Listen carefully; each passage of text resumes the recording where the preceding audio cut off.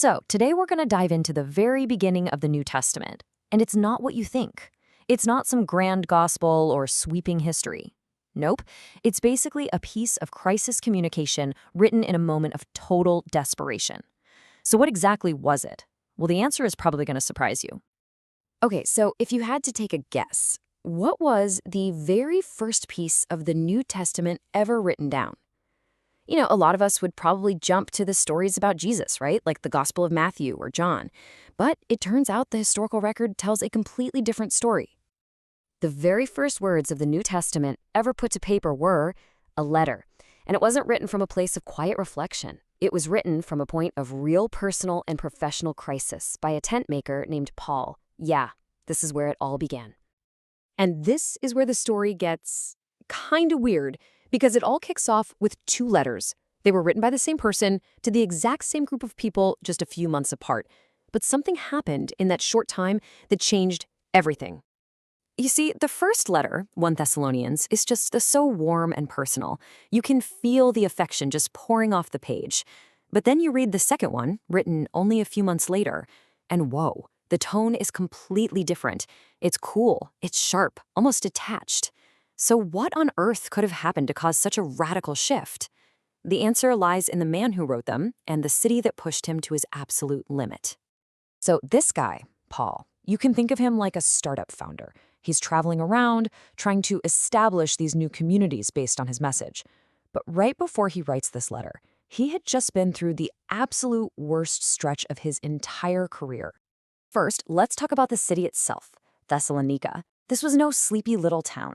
This place was a major strategic hub. It was a huge port city, sitting right on the main Roman highway that connected Rome to the east.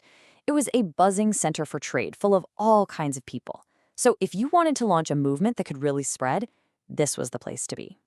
But Paul's journey to get here had been an unmitigated disaster. Seriously, in Philippi, jailed and run out of town. He finally makes it to Thessalonica, starts building a community, but a riot breaks out and he has to flee for his life in the middle of the night.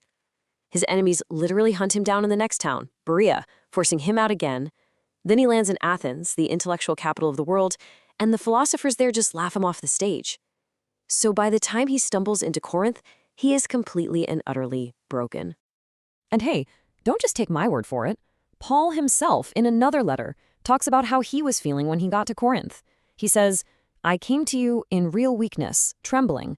I really had lost my nerve." The man was alone. He was broke, and he felt like a total failure. And it's right there, at his absolute rock bottom, that everything changes. Two of his junior partners finally catch up to him, and they've got a report from the field, from that very community in Thessalonica that he'd been forced to abandon.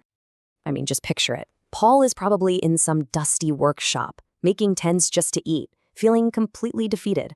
And then his friends, Timothy and Silas, finally show up, and the news they bring? It's a mix of the absolute best and the absolute worst he could possibly imagine. So the good news was just incredible. That little community he started, it's not just surviving, it is thriving. Their faith is solid, the message is spreading like wildfire. Amazing. But the bad news was terrible. The same people who ran him out of town are now conducting a vicious smear campaign, attacking his character and twisting his words to confuse everyone. Now, Paul can't go back. It's just too dangerous for him and for them.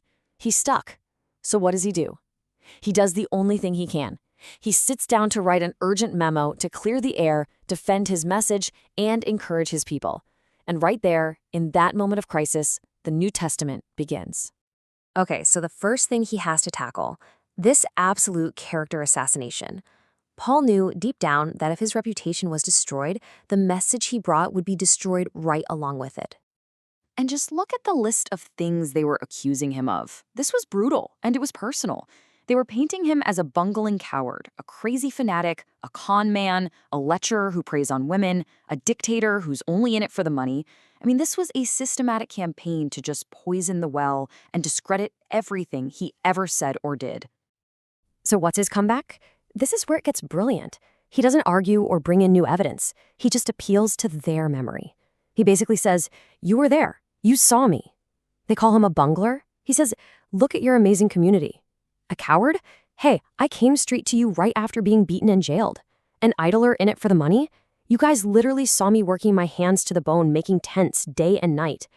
He just systematically dismantles every single lie by holding up a mirror to their own shared experience. It's genius. All right, so once he's handled the personal attacks, he pivots. He turns to the community's real-world questions. They were struggling with how this new faith was supposed to actually look in their daily lives, especially when it came to relationships and, death. Now, to really get how radical Paul's advice was, you have to understand the world they were living in. It was different.